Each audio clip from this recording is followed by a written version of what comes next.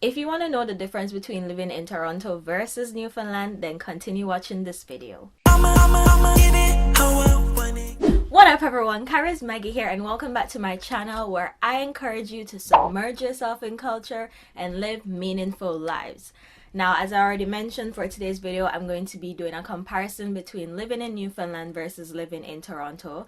I did a video a couple weeks ago about why I moved to Newfoundland, so if you want to know a bit more about why I made that decision, you can click the eye icon right here to watch it, or you can look in the description box for that video as well. So I lived in Newfoundland for about 4 years to do my bachelor's, and then I moved to Toronto, and I'm here for a little over 2 years now, and I've noticed there are some real differences, you know what I'm saying? So we're gonna get right into the video. I'm gonna be breaking it down into categories to make it easy for you to digest the information. So first on the list, cost of living in terms of rent. Now, it's going to be a bit different if you are a student versus if you're someone who works full-time. Landlords tend to have that in mind and are a bit lenient in that regard. So Newfoundland, first and foremost, I am going to be talking about Corner Brook, which is the second largest city, and St. John's, which is the first largest and also their capital.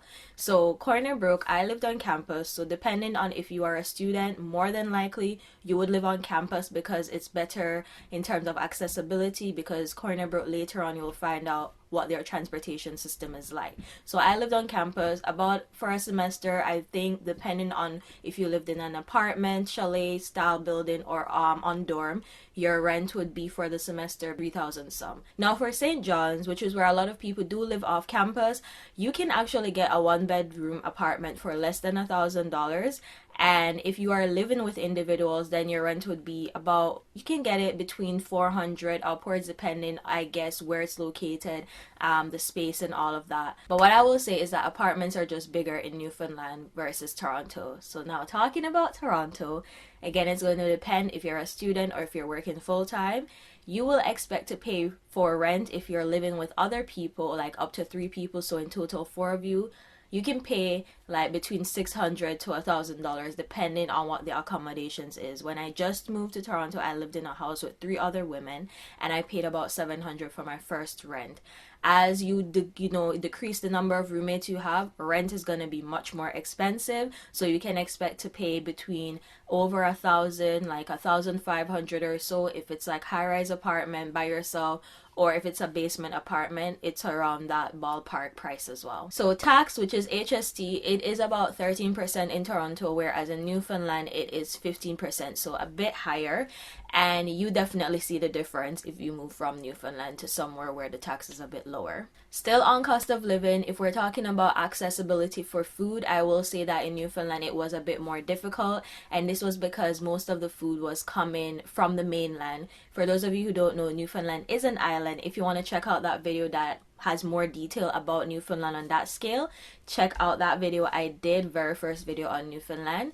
And so yeah, because it is an island, for the food to come, it comes by ferries or boats, so it is gonna be a bit more expensive.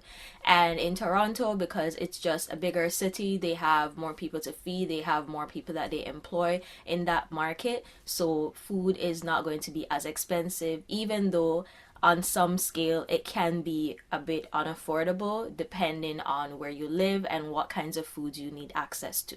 Like for cultural reasons especially, it can get pricey. Economy and job market. So in Newfoundland, they rely heavily on natural resources for driving their economy, and for a very long time they used cod fishing as their way of sustaining their economy. But in Toronto, because it is a bigger city and also it is the city that makes Canada the most money, it has more people, it has more variety of industries and just work opportunities. And so because of that, someone who's looking to pursue a career, to really make a career for themselves, Toronto would seem like the place to go to if you are looking towards going to a specific field. And also because they just have more availability of services, businesses and stuff like that. Even if you don't get employment in your field of work, you can still get employment, in fast food restaurants, clubs, different industries like that, and make some money to sustain yourself while you're trying to get on your feet to either go back to school, or if you're trying to just move your way up. I will say though, it's pretty expensive still in Toronto because sometimes the pay bracket it doesn't fit with the cost of living. If you don't believe me, just Google for yourself and you'll see what I'm talking about. The food. So I'm going to be talking about Newfoundland first. So if you've ever been to Newfoundland, expect to get something that they call Jig's dinner, which is like their traditional dish or meal. And basically what it incorporates is salted meat, and you will get on the side like turnip, cabbage, potatoes, carrots, and some people do like split peas pudding or split peas. I think it's split peas pudding. I can't remember. And other stuff that you can expect to get would be like cod tongue, fish and chips, of course, and moose meat. Yes, I have had moose meat in the form of burgers, sausage, in stews as well. It's a very delicious like meat if the person knows how to cook it, of course, but yeah, overall it's very good. There's this other thing though that is a breakfast meal that they call tauten. I hope I pronounced it correctly. If I didn't, please help me out in the comment section. But it's basically like a pancake and a donut got together and made a kid. That's the best way I can describe what it is.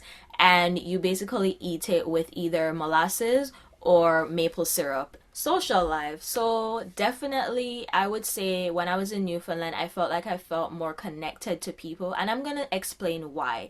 Speaking specifically from living in Corner Brook, because we didn't have a lot of variety of things that we were able to do in terms of like going out to places. There was like literally one nightclub that was available for you to go. There was a bunch of pubs or like bars, but outside of that it was like the movies. You're either going to a pizza place, bowling, or you're doing stuff like skiing, snowboarding, and snowshoeing.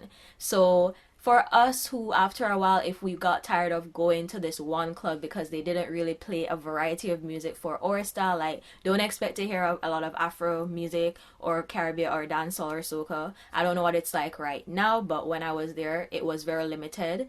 Depending on who the DJ was, you wouldn't really hear that type of music. If you were to go to any of the pubs, expect to hear a lot of like Irish type or Irish influenced music, because if you watch this video, Newfoundland is heavily influenced by Irish. So go check that out if you want to know more. But I picked up a couple songs like Stomp, Stomp, Stomp, Stomp, Stomp until you drop, 'cause everybody's doing it, doing the Newfie Stomp.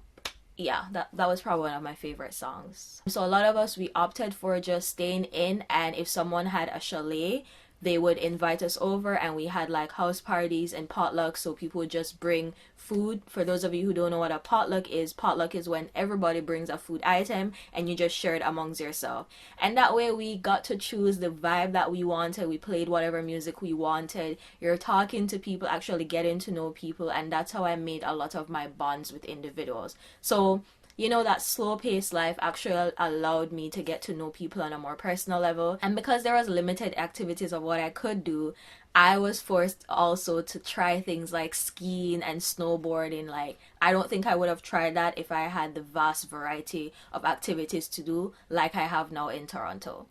So now moving to Toronto, it is a bigger city, so of course there is like much more for you to do. And because there are more cultures that are also there, you have a variety of restaurants to choose from, you have a variety of activities to choose from, and just overall the nightlife is going to be much more variety. So there are a lot of clubs for you to choose from.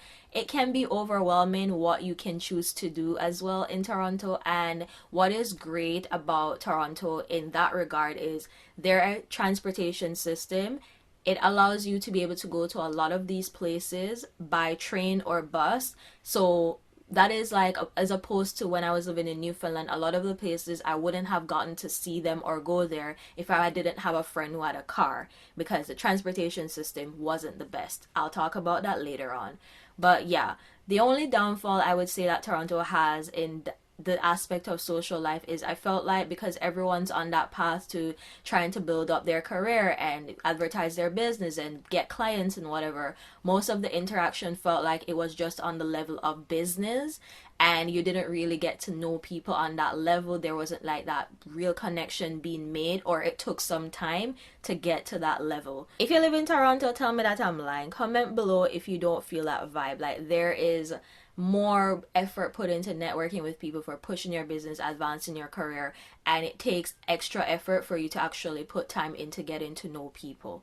let me know if I'm wrong. Okay, transportation. So I'm gonna put some things on the screen so that you can see the difference in prices. But when I was living in Corner Brook, their bus system, there was only 2 routes, and the bus stopped running at 6 p.m. And after that, if you wanted to go anywhere, you either had to have a friend who had a car to take you, or you take a cab. And I'm not talking about Uber or Lyft, I'm talking like the meter cab. So it was a pretty penny. So always we would try to schedule out going out with friends in groups as opposed to going by ourselves. Now in St. John's, their bus system is a bit more advanced, that it goes up until midnight, and you can see here on the screen roughly what their bus prices are. Now for Toronto, the bus system, I believe it goes up until like 1:30 or so in the morning on weekdays. I'm not too sure about the weekend. Again, I'll put it on the screen. But you definitely could get to places, and I already mentioned that in terms of social life, you would be able to enjoy the city because you don't need a car to go there. The subways and the bus systems are pretty great at having routes that goes to those different attractions. So you could even go to Niagara without renting a car or anything, because they have a GO train that actually goes to Niagara Falls. Pretty cool, huh? In terms of weather, I would say that fall was my favorite season, especially when I lived in Corner Brook. I don't think that Toronto has anything on Corner Brook when it comes on to just how pretty the place looks with fall. But with regards to snow and like winters, I would say Corner Brook or Newfoundland had way more winter storms that actually mean that you had to cancel classes, work probably had to be like shut down and things like that because of how dangerous it was to be driving on the road. Whereas in Toronto, like, the snow is a bit more like wet. It's very, very cold though, but they don't have enough snow nowadays to me that you can make snowmen on a regular basis. Like, you might have one heavy snowfall that comes today, and then by 2 days later it's all melted. In Corner Brook, their snow was like there staying for a while. We would build forts, we had snow fights, and St. John's, they are more of the wet weather and foggy, might I add. And lastly, the people and the culture. Now, Newfoundland naturally has a reputation for just being a place that's warm and inviting, and that is true. I have experienced it for myself. There were many people that today I still have contact with that they didn't take me out to restaurants to eat. I would be invited to their home and be given home cooked meals. They are actually really good at the pastry, like baking and them something there. The homemade bread, yeah man. Newfoundland a bit luck in that regard. Like, expect grandmothers or just anybody. If you are a baker, you know more than likely how to bake. And knitting, you can expect to get a new scarf, some socks or something for Christmas or just any time of the year, because they knit like year round. And Toronto, like, I feel like it takes a while to have that warm feeling that people have towards you, because I'll be honest, most of my encounters that have been with people, it would have been people from my background that it's like we made a connection. Like, I felt like I found my people again, because in Newfoundland the demographic, it was mostly like white, and if you were someone of color in Newfoundland, it's because you're a student. That was one of the reasons you would go there for school. So I feel like in Toronto, like, people can be warm and welcoming, but I don't know if it's just life, the stress of how the cost of living is. People can be standoffish at first, and then it takes a while for them to nice up to you. Overall, if I had to choose, I think just naturally, because one of the reasons I did move from Newfoundland was for a job opportunity, for more networking opportunities. So naturally, I feel like that is one of the reasons I prefer Toronto. There's much more to do. I have more access to a lot of the things that I didn't get to eat since I've moved away from Jamaica and stuff like that. So in that regard, but I think that Toronto could learn a thing or two from Newfoundland in terms of their hospitality and just, yeah, especially that. Teach them a thing or two, Newfoundland. They need it. I guess you're probably wondering, but Maggie, what happened to the dating life? Give us the tea on what the dating scene is like. Well, you're just gonna wait to hear about that in another video.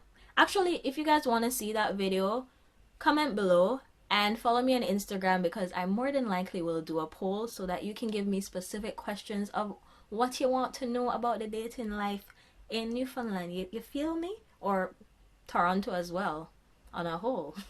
Don't forget to do road and do things, and until next time, Maggie is out. Peace. Catch me dripping. silence when